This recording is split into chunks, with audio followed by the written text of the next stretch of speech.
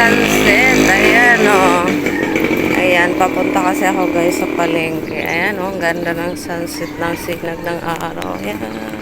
Ayan, bibili tayo ng almusal.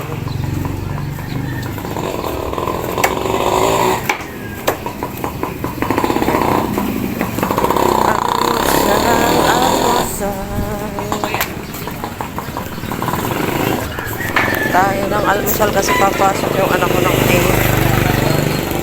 Nagsawa na sa almusal na hotdog tsaka itlog. Kaya naman tayo ng luto. Mga pansit-pansit.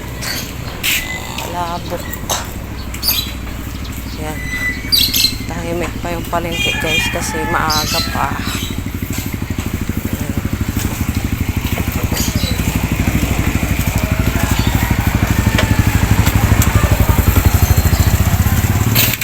Uy, sipag talaga. Sipag. Dito tayo bibili ng almusal guys. Pansit.